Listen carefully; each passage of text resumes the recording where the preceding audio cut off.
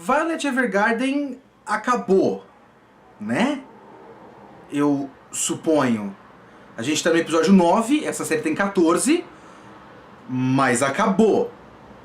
Não tem mais o que acontecer. Esse foi o episódio final. Isso é um episódio final.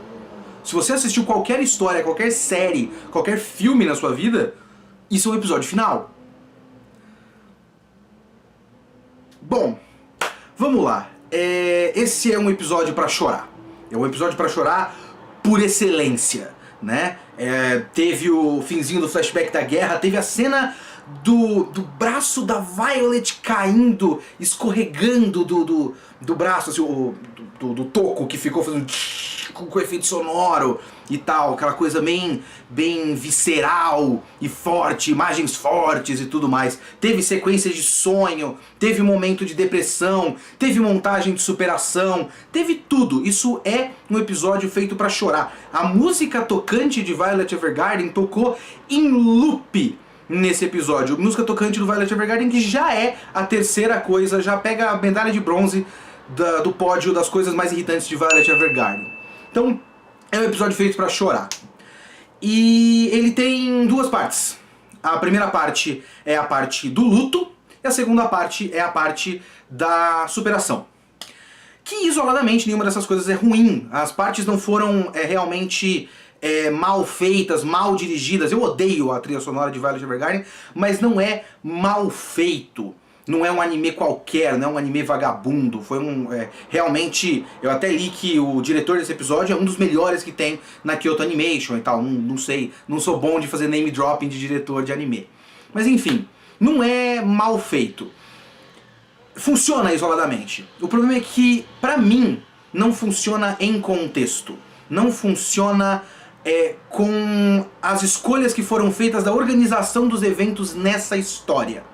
Porque esse momento de luto é um momento que pra mim é muito esquisito que ele ocorra agora, por conta de a gente já ter passado por todo os momentos onde ela conheceu as pessoas que ela ajudou como autômata de automemória.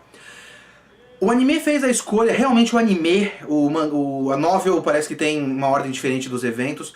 O anime tomou a decisão de esconder a morte do Major, e ao esconder a morte do Major, a Violet passou por uma série de lições, ela conheceu um monte de gente, e ela conheceu essas pessoas e passou por experiências de amizade e amor, vários tipos de amor, o amor paterno, o amor fraterno, o amor romântico, passou pela perda, pela saudade, pela solidão, pelo luto, passou por todas essas lições. Só que ela não passou por nada disso, porque do ponto de vista da personagem, ela não precisava de nenhuma dessas lições.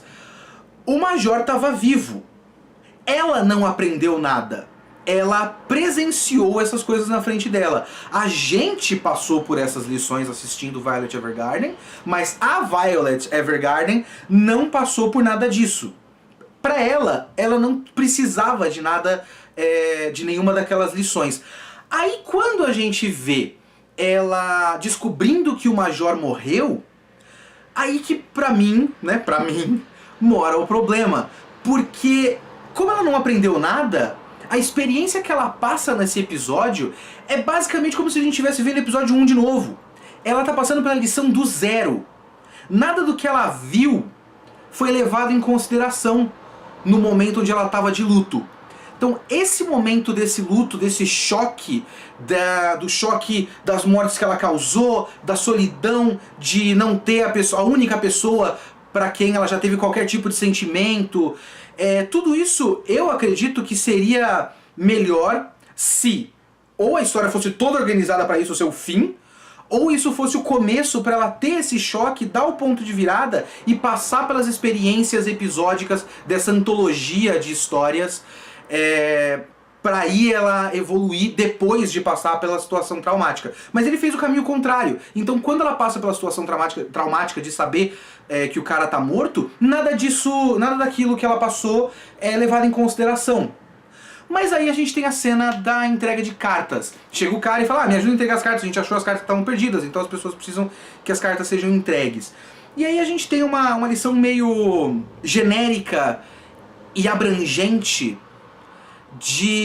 do valor de receber uma carta, porque ela recebe a carta das amigas, das colegas de trabalho, ela escreve a carta para aquele irmão lá de uns episódios atrás, agradecendo a irmã, e aí ela entrega as cartas e vê as pessoas felizes que receberam uma carta. Então a lição que ela aprende nesse momento é uma lição bastante ampla e vaga e abrangente de a vida segue, precisamos nos conectar com outras pessoas. E não é uma lição ruim, per se. Mas se a gente está numa antologia de histórias, o objetivo dessa antologia de histórias é que a gente veja diferentes pontos de vista. É que a gente amplie a discussão. Mas a gente ampliou a discussão nos episódios atrás, mas essas discussões não foram levadas em consideração nesse momento mais uma vez. Nem no momento do luto, nem no momento da superação. E aí o anime, sei lá, finge que ela realizou muitas coisas, ela passou por muitas experiências e agora isso é importante e ela vai seguir em frente. Tem uma montagem das pessoas que ela ajudou ao longo da história, que inclusive é surpreendentemente pouco. Porque tem duas histórias focadas em meninas, das duas meninas da própria agência lá, da própria empresa. E aí tem o cara que não coloca na montagem, se eu não me engano, porque ela já escreveu a carta. Tem o cara do observatório, o cara da peça de teatro e a princesa, basicamente.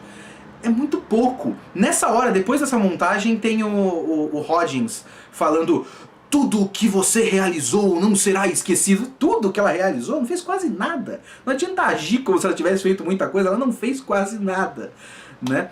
Mas todas as experiências, eu sinto que nenhuma delas foi especificamente importante para ela. Foi só a ideia geral de ela conheceu pessoas. E aí a gente tem aquele momento onde ela se abaixa e vê as violetas e tem o paralelo do Major olhando pra ela, abaixado que nem ela estava abaixada vendo as violetas, e ela fala de dar um nome e tudo mais. Nesse momento a música para, ela levanta, dá um passo e a música apoteótica toca. Então, e depois disso, se eu não me engano, é que vem a montagem de todas as pessoas que ela ajudou ao longo da história e ela percebendo que sim, ela pode viver, ela tem valor, ela passou por muitas coisas, então nada disso será esquecido e ela sim tem valor como autômata de automemórias e vai seguir em frente. O passo que ela dá naquele momento é ela superando os problemas e seguindo em frente. Então acabou. Né? Não tem mais o que contar nessa história. Você já fez a montagem do ela passou por várias experiências e tudo isso construiu quem ela é agora e os problemas foram superados. Então, se os problemas foram superados, você não tem mais história. Pensa nisso como uma estrutura de 3 atos clássica básica de cinema. Fazendo uma explicação besta, que eu acho que eu já dei um exemplo parecido com isso alguma vez aqui no canal. Pensa numa história básica de o cara perdeu o cachorro e quer resgatar o cachorro. Então você tem o primeiro ato, onde ele está vivendo a vida normal, e aí tem um ponto de virada. Esse ponto de virada, as coisas normais deixam de ser normais e ele perde o cachorro. Então você tem todo um caminho para ele tentar descobrir onde está o cachorro, obstáculo, obstáculo, obstáculo, e aí ele descobre onde está o cachorro. Ponto de virada, terceiro ato, e o terceiro ato é onde ele, de fato, executa a solução da história. Mas é como se nesse ponto de virada por terceiro ato, ele encontrasse o cachorro. O cachorro está com ele. Então, por que eu preciso dessa última cena de ação aqui? A história está solucionada. Esse é o episódio 9. Eu não entendo por que isso está acontecendo no episódio 9. O que tem para contar agora nessa história?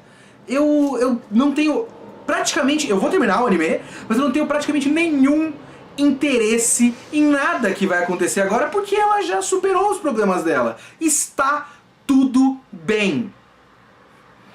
Eu simplesmente não entendo as escolhas de Violet Evergarden. A única escolha que eu entendo de Violet Evergarden é: esse é o tipo de história que dá pra gente fazer um show-off de animação maravilhoso. Esse é o DVD do jogador médio que fez 3 golaços. Dá pra você pegar esse DVD e vender esse cara pra Europa. Depois o pessoal, ele vai chegar na Europa e o pessoal vai perceber que ele não é tudo isso. Mas no DVD, amigo, rapaz, sensacional. Craque, novo Gabriel Jesus. Não é. É apenas um um fumagalli, digamos assim. E depois dessas referências a futebol, que eu espero que não me matem, 2 entendam. Vocês conhecem futebol, né? Vocês não são apenas otakus. Ficamos por aqui nessa semana. Muito obrigado e esses são os nossos padrinhos. Se você quiser também ser um padrinho para discutir com a gente no grupo do Telegram, para votar no VideoQuest, que alguma hora sai! padrim.com.br/VideoQuest. Falou!